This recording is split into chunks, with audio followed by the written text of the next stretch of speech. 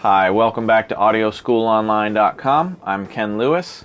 So tonight's lesson is going to be all about drum editing and cleanups and a little bit of drum mixing. I'm not going to get into drum mixing crazy, but I'm going to show you a few things, a few tricks that I like to do.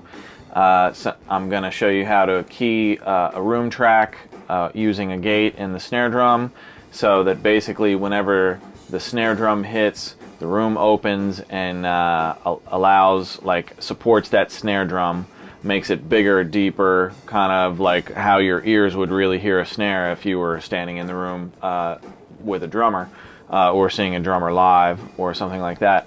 I'm also going to show you basically one of the biggest problems that I get whenever I get a live drum kit in to mix is that there's recording bleed on every track, and sometimes if the engineer mic'd it a certain way, or if the guy wasn't a very good recording engineer, or if the drummer loves to play his cymbals really, really close to his toms and there's nothing you could do about it, then a lot of times on, say, your tom-tom tracks, you have a ton of cymbal bleed on your toms. And the problem with that is if you want to turn up the high frequency EQ or even the mid-range frequency EQ on your toms, all of a sudden your cymbals start sounding crazy bad because the tom tracks are feeding the cymbals louder than the cymbals are when the toms are hitting.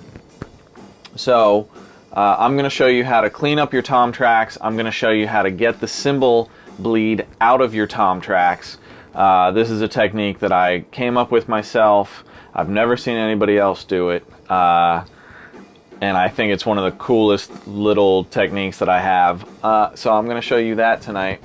I'm going to show you a couple other things with room tracks and hi-hats and ride cymbals, and also basically my kind of basic approach to recording drums. So it's going to be action-packed. Let's get started. Okay, so the first thing I'm going to do is I'm going to go through, you can see my drums here. The first thing I'm going to do is I'm going to go through these tom tracks, and I'm going to get rid of all of the dead space where the toms are not playing. And how I'm going to do that, first I'm going to make them much bigger. Maybe I'll go medium on that. There we go. So right off the bat, I can pretty much tell by looking, I'm taking into account the type of a drummer I'm dealing with. This guy, I'm pretty sure my session guy's a pretty heavy hitter. So, and this is like a pretty loud rock song.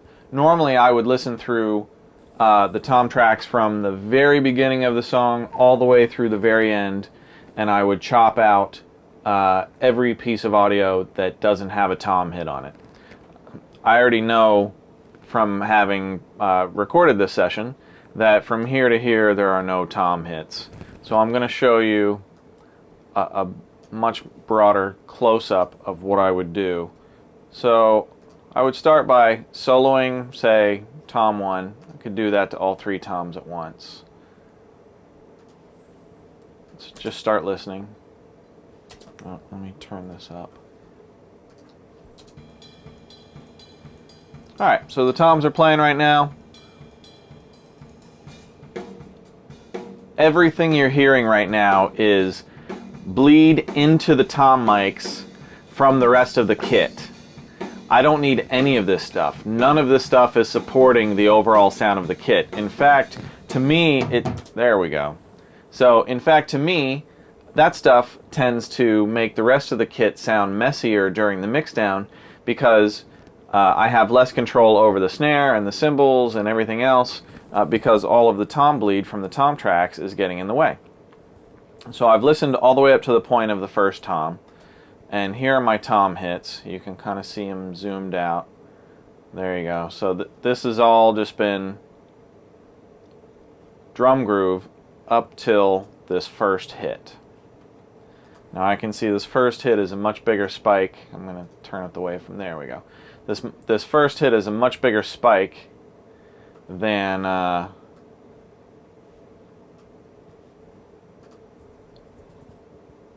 what you would see on a standard snare hit. Okay, so here's a snare bleed hit, and here's a tom hit. You can see that they're drastically different sizes of waveforms. You can see the tom hit has a really big spike on it right here.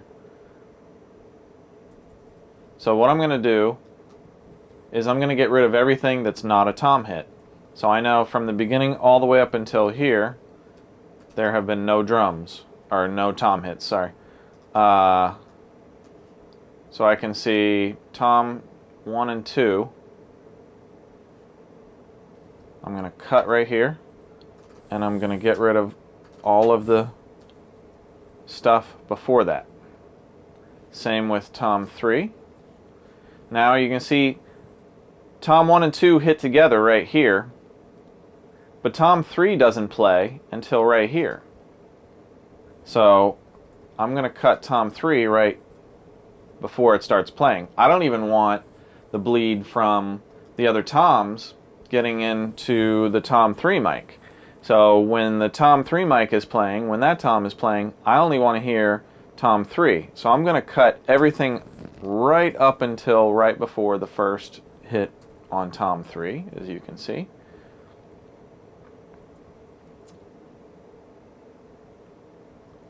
We have this, here, I'm going to make this medium.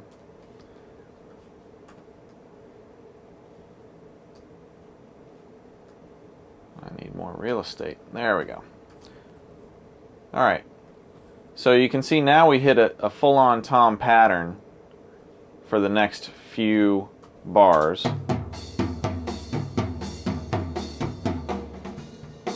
And then right here we're back to snares. So right before the next snare hit coming out of it, I'm going to chop again. That way I know, okay, my toms end somewhere around here. I'm going to go back and clean them up. Then I'm going to listen on and see where my next tom hits are. There they are. So I have a tom hit here on tom 1. I'm going to cut right before it. So I'm going to highlight, make sure that I'm only deleting snare hits or, bleed that's not toms. This is all snare hits. I'm going to look at it one more time up close. And I've cut right before the tom but not on it. I'm going to get rid of that. As you can see, there's no tom 2. Well, let me listen and make sure there's not a tom 2 hit here. Oops.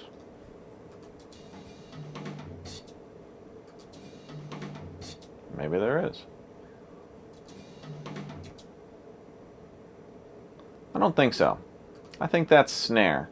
So if you see how pronounced the snare is right here, that bleed right here is on par with the size of the rest of the snare bleed. This is snare bleed right here. This is snare bleed right there.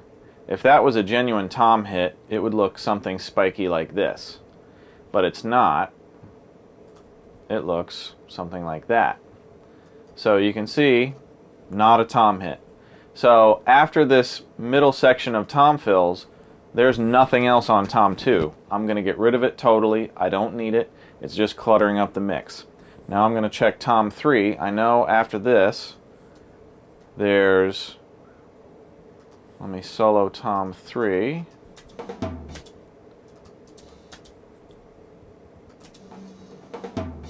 Okay, so you can hear that there's 2 big snare hits before the big tom hit. And then there's just 1 single big tom hit. So I'm just going to cut right before the big tom hit and get rid of everything else before it. Oh, did I? No, I need to put the snare back now. Okay, so now I've cleaned up my toms. As you can see, nothing is playing on the tom tracks up until where the toms start their big rhythmic pattern in the song. And then the only other time the toms hit is the high and low tom hit right at the last beat of the song. So I've left that. Now I'm going to go back and clean these up further in a minute, but now I'm going to do the same thing with the hi-hat and the ride. And I'm going to go through and listen to the hi-hat and see where it's playing and where it's not, and I'm going to get rid of the hi-hat when it's not playing, and I'm going to keep the hi-hat where it is. I'm going to go all the way back to the top of the song and just listen. Okay, that's not hi-hat, that's ride cymbal. There's my hi-hat. Okay, so my hi-hat, it's all ride cymbal right up until this big spike right here. So I'm going to cut right before the big spike. I'm going to highlight where the ride cymbal is just bleeding into the hi-hat. I don't need any of that. This is just a hi-hat track. All I should be hearing is hi-hat only when the hi-hat is playing. And obviously you'll hear bleed from the rest of the drum kit. You have a drum kit roaring right next to this hi-hat mic. There's going to be some bleed. But I'm going to try and minimize what parts of the kit are contributing to the whole when those microphones are not recording a specific thing. That's what I'm doing now. So the hi-hat doesn't play till right here. Here it comes.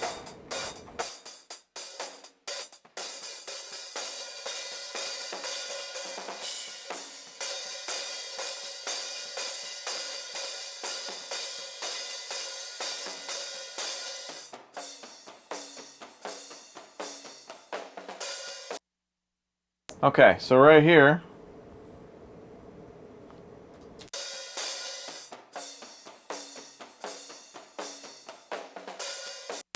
no hi-hats from about right here to right here. I'm going to fine-tune this, and let me turn this up just a little bit. Okay, you got it. So I'm going to listen again.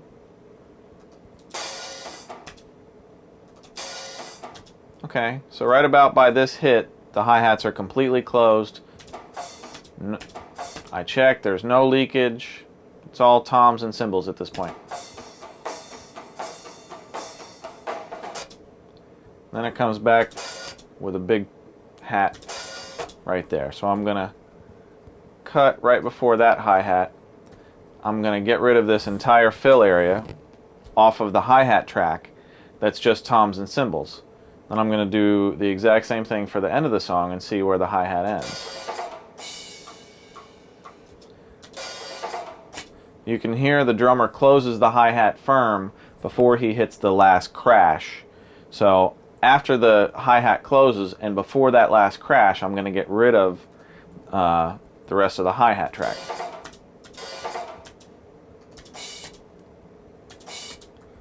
Okay, so here's the cymbal. I'm going to got rid of the cymbal. I'm going to do a little crossfade out. I'm good. I could probably even tighten that up to about here if I wanted to and get rid of that, but just in case there's a little bit of hangover on the hi-hat, I'm just going to leave it. That's great. And then make sure there's no other hi-hat during the rest of the song. That all sounds like ride cymbal and stick to me. Going to get rid of that. All right, hi-hat is cleaned up. Now I'm going to do the same for the ride. Whenever I record drums, I always use a spot mic on the ride cymbal, because I find if you're in the middle of a mix and all you've got is a stereo overheads track and your drummer is playing ride at the same time that he's crashing cymbals or anything else, and you need to bring those ride cymbals up in the mix to drive the mix more, and you don't have your own ride track, then typically you can't really bring the ride cymbal out enough to drive the track, and your whole mix might suffer for it. Whereas if you record a dedicated ride cymbal track in addition to your cymbal tracks, then during the mix you can only open up the ride track where you need it, which is about exactly what I'm about to do, and you don't need very much of it to bring kind of the shimmery focused quality of the ride cymbal out in the mix. And now you have an independent level control on your ride cymbal when you're mixing, which sometimes comes in really, really handy. So I'm going to clean up the ride cymbal right now.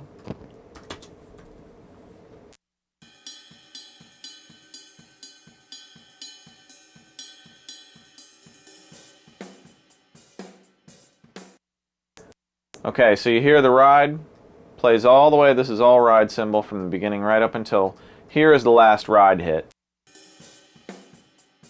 But you can hear it decays out. So I'm going to leave some of the decay because it's going to be a part of the overall sound. But by about right here, ride cymbal's done. So before this next snare hit, I'm going to get rid of the ride from here on. Now I'm going to listen down and see if the ride comes back anywhere.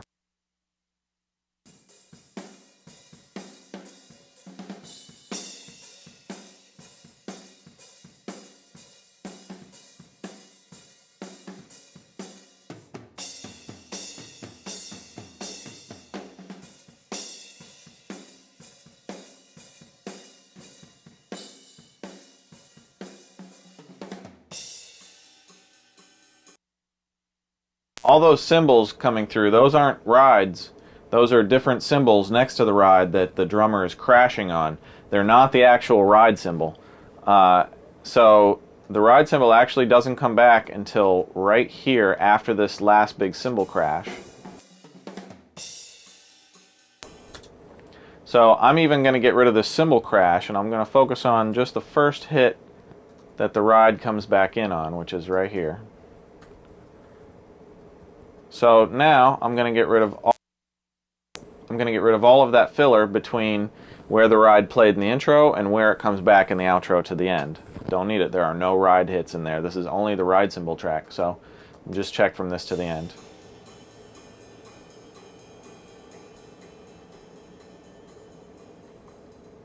All right, so we have our toms cleaned up. We have our ride cymbal cleaned up. We have our hi-hat cleaned up. Now, this is basically what the drum kit looks like here. You can kind of see, all right, here's the, you know, I can do the same exact thing for the snare, can't I? All right, one more thing, onto the snare. No snare here.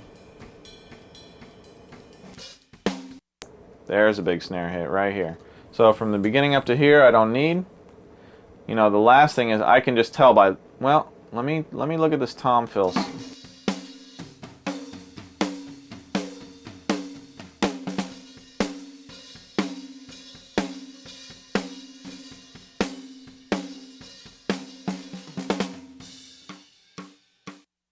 Now this gets interesting. The snare stops playing, but he keeps hitting the side stick, and that's part of the snare, and this is the only track that I have that side stick on. So I'm going to want independent control of the side stick during the mix. I don't necessarily want to have to use the same exact EQs and levels and compression on, you know, some quiet little stick track as I do for those full huge snare hits. So I'm going to split this off. I'm going to look, here's the first side stick hit. Okay, so I'm going to cut right there. I'm going to get rid of that cymbal crash too. Don't need that. Alright, so here's my side stick. Oops.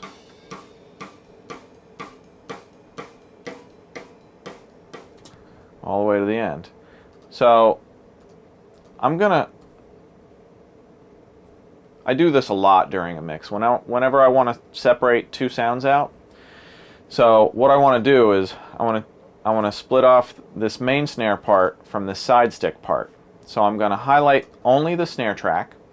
I'm going to hold down Control. I'm going to click and hold, and I'm going to scroll down to Duplicate.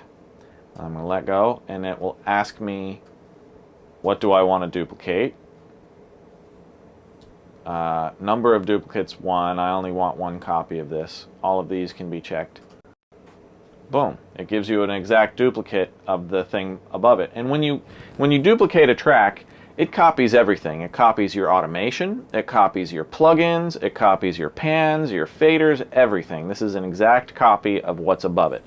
So I want one of these to be the side stick and one of them to be the snare. So I'm going to delete the snare off of this, and I'm going to delete the side stick off of this, and I'm going to call this stick. So I have snare and stick.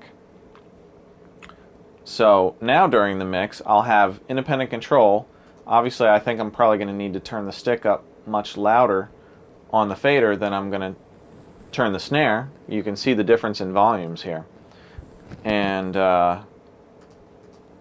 so that's like the last bit of cleanup that I'm going to do. I'm going to go back to my mini view so I can see the entire kit all at once. So now you can see how cleaned up everything is.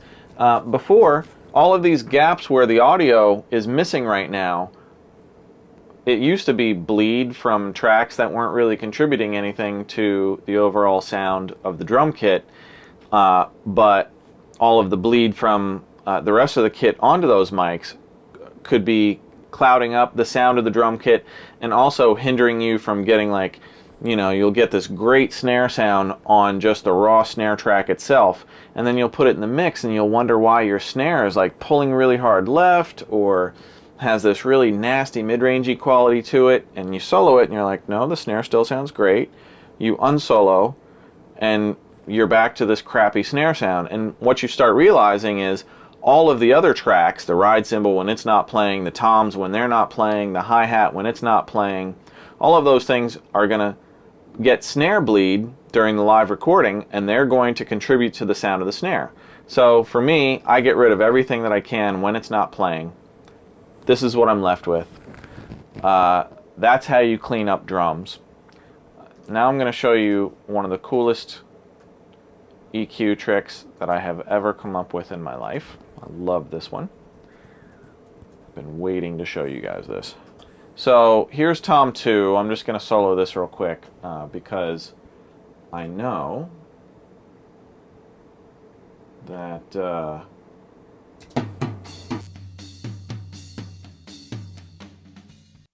hear how much cymbal bleed is in these tom hits?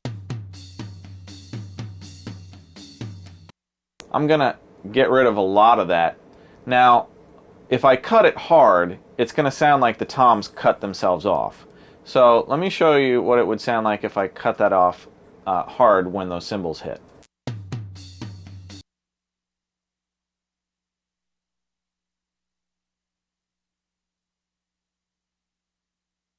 Also, on a tom track, you can kind of tell exactly where the cymbal starts hitting because it will go from looking really smooth to really jagged.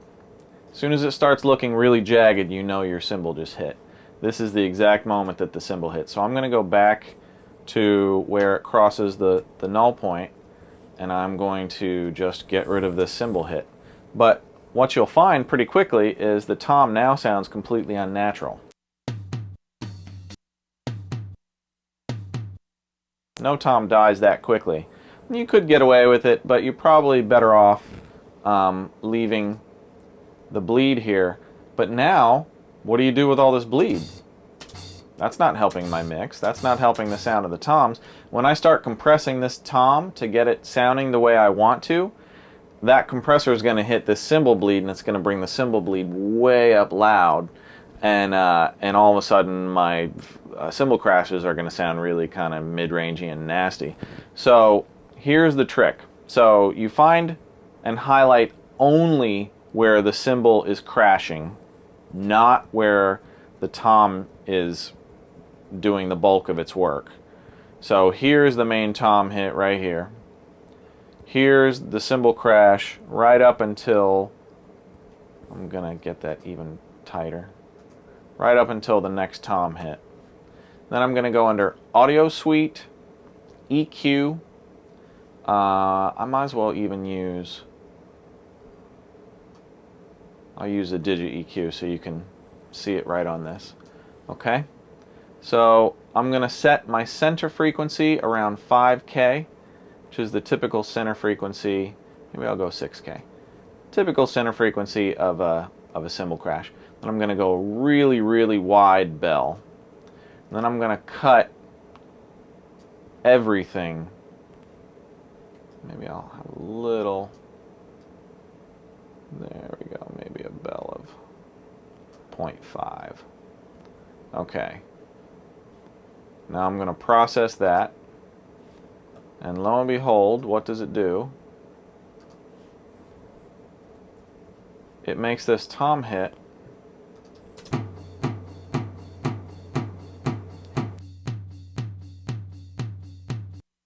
Hear how low the cymbal crash is now? But you still get that low warmth of the tom hit coming through as if the cymbal was 10 feet away instead of 10 inches away. So now you get something that sounds like this. Hear how smooth that is? Now I'm going to undo this so you can hear how loud that cymbal crash is before the EQ. One more time the way it is. Okay, now I'm going to undo that. My old cymbal's back. Now listen to how loud it is again. And I'll redo it and listen to how quiet it is and how big and warm the toms. Okay, here's our next culprit right here. This is next cymbal crash, so I'm just going to cut right there, and I'm going to cut right before the next tom hit, as close to the null point as I can find. There's a null point right there. I'm going to go back to Audio Suite, Digi 7-band. I'm going to do the exact same thing. Q of 0.5, big difference. Q of 0.5, frequency of 6K, gain reduction of 18 dB. Process. I'm going to keep this off to the side so I can use it again and again. So now, hear how it's like the cymbal was never there? But it sounds like the tom didn't change at all. It's just one of these tricks that I stumbled across one day, and the first time I tried it, I was absolutely stunned at how effective it was at getting rid of the cymbal bleed into the tom mics and leaving the sound of the toms really intact. And I'm just going to go ahead and finish doing the same thing to the rest of this tom track.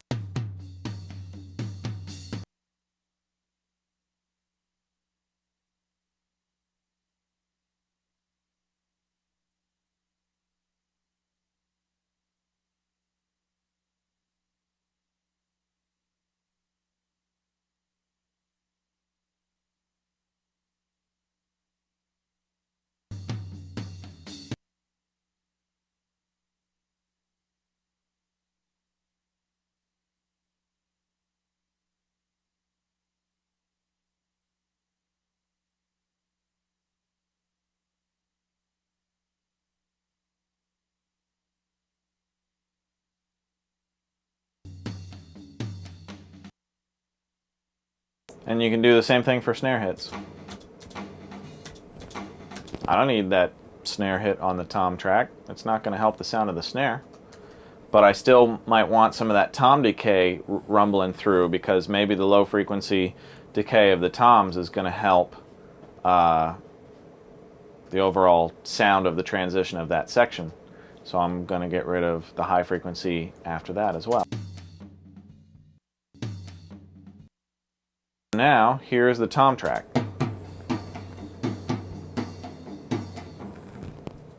So cleaned up compared to what it was.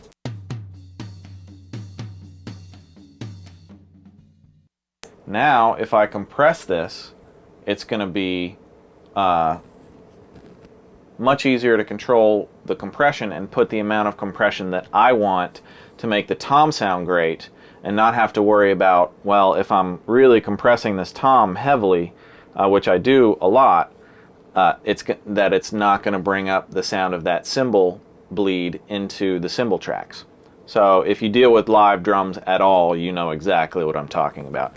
So I could go through and do the exact same thing to tom 1 and tom 3. I don't want to take the extra lesson time to do so. I want to show you one other really cool mixing trick. So this session I recorded a mono room, and then also a stereo room left and a stereo room right. So my mono room is kind of overkill for my whole room sound. My stereo room just about covers it. So what I'm going to try and do is I'm gonna trigger the mono room. Here, let me solo it so you can hear it.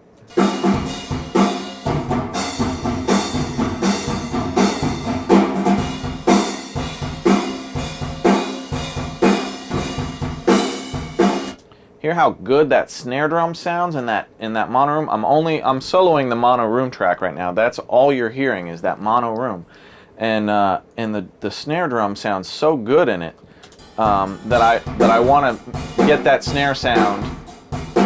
I want to get that snare sound for the whole song, but I want to mix it in with the main snare.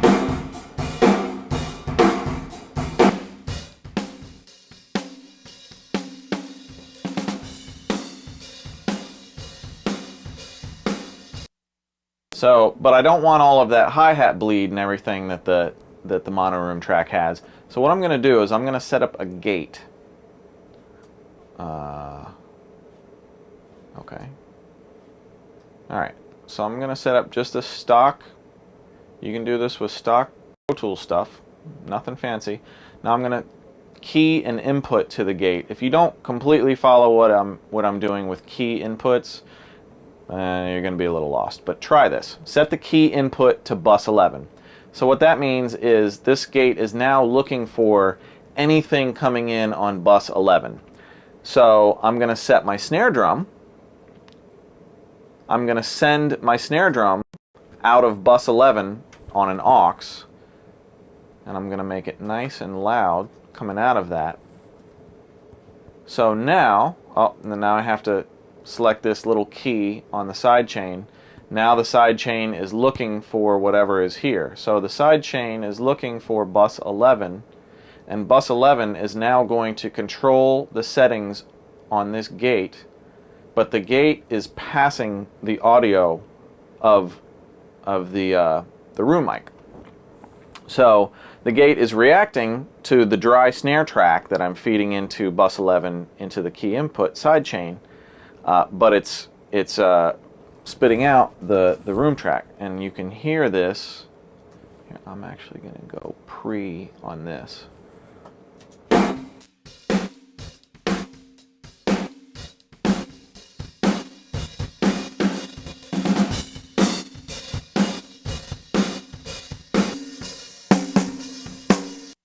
See, when you go to the listen here, when you hit listen, it listens to what's actually affecting the gate. So when I hit listen, you can actually hear that it's the snare drum affecting the gate.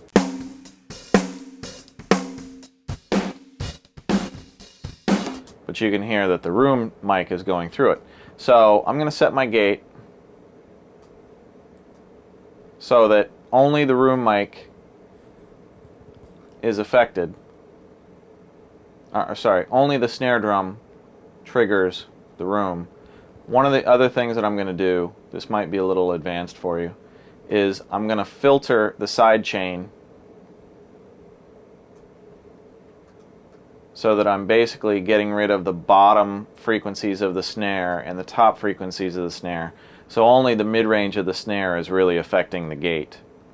And the reason I'm doing this is if there's a lot of kick drum bleed on the snare track and I'm trying to key this gate with the snare track and there's too much kick drum bleed on the snare, then the gate is always going to open every time you kick the kick drum as well. You got to remember the kick drum and the snare drum are only about a foot apart from each other. So there's going to be some crosstalk between the two.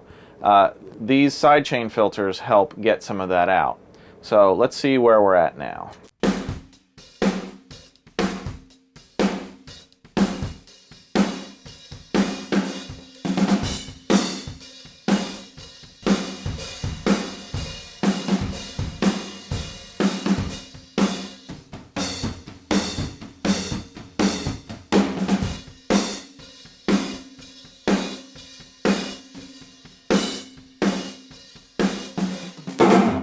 So now you can hear I've set up the mono room so that the mono room is only opening when the snare drum hits.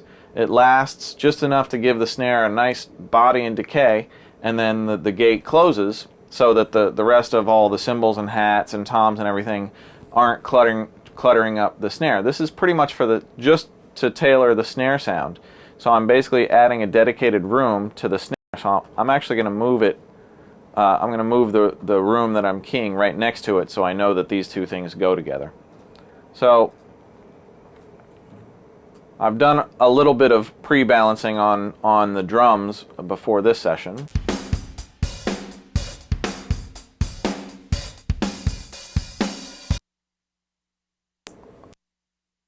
So here's the drums with no room tracks, only kick snare, hi-hat, toms, and cymbals, and ride.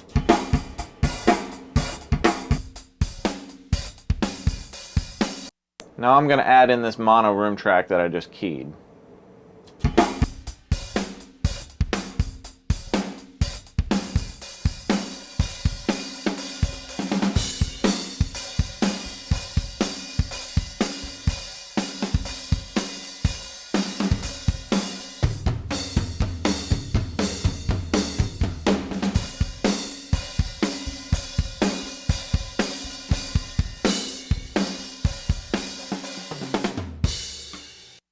So you can hear it's like basically adding a reverb to the snare, only it sounds way better than any reverb could because the drums were actually recorded in a really good room.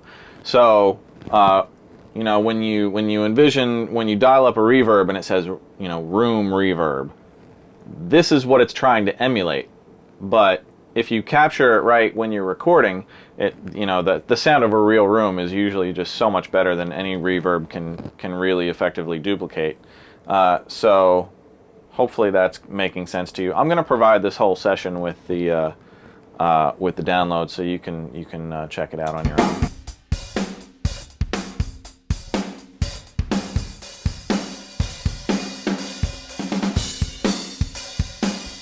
You can hear when I put the stereo room track back into the mix, when I unmute these, how much bigger the whole kit even gets. I'm not using any external processing, reverbs, no effects. It's just the raw drum mics.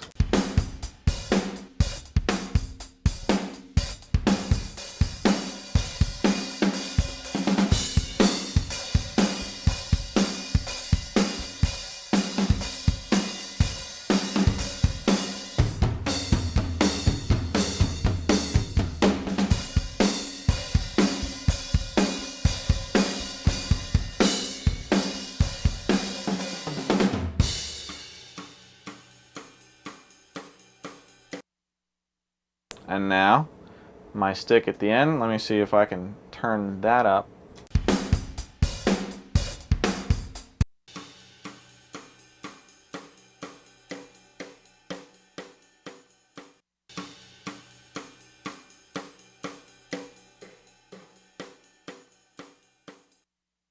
So that's how you get control of your drums during a mixdown. Now that everything is stripped out and I've got my gates set up to trigger the room tracks, you know, the only other thing that I might do during a mix is I might cut the stereo room or turn it way down, like during a verse, and then open it up big during a chorus. So the energy of the chorus really jumps when that stereo room kicks in. And I'll give you an example. Last thing.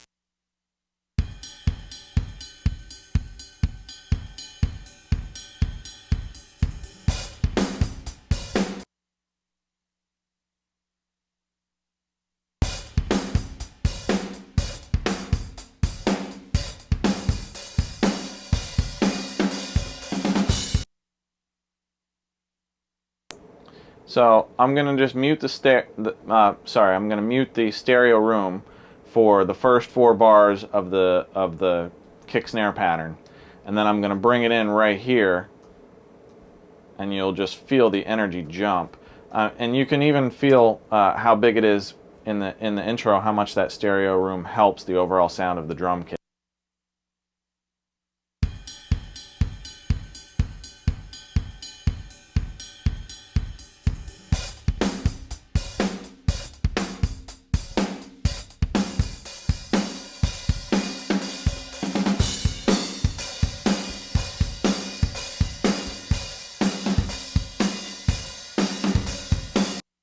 Hear how much life those stereo room tracks give to the overall sound of the kit, and it's a nice way to kind of change the energy level between your verses and your choruses, or your bridge, or you can do a lot with the tracks that you're given if you lay them out right. So whenever I record a drum kit, I usually use 2 microphones on the kick, one inside, one outside. I usually use 2 microphones on the snare, one on top and one on the bottom. And this session, I've already combined those microphones together. This is the way I recorded it, but I combined them before I did the session. Then I have 1 mic on the hi-hat, 1 mic on the ride, 1 mic for each tom, 1 mic for the left overheads, 1 mic for the right overheads. If I do have a ride cymbal, I'll have a spot mic on the ride cymbal. And usually I'll have a mono room mic set up somewhere, and then I'll have a pair of stereo room mics set up somewhere. So it gives me lots of different choices, lots of different control after the fact. And like I said, if the drummer is playing the ride cymbal too light, well, I can just open up the ride during the mix and turn up that ride cymbal, and I'm saved. If I didn't record a ride track and the drummer is playing the ride cymbal too low in the overall kit, then I won't be able to bring that out the way that I would need to. So there are methods to my madness. Hopefully this gives you a much kind of deeper perspective on my approach to drums. I'm not gonna, like I said, I'm not gonna get deep into how I mix these particular drums, but I think you start getting a pretty clear idea of the process. So this has been drum editing and cleanup and basic mixing. I'm Ken Lewis, audioschoolonline.com. Until the next lesson, take care.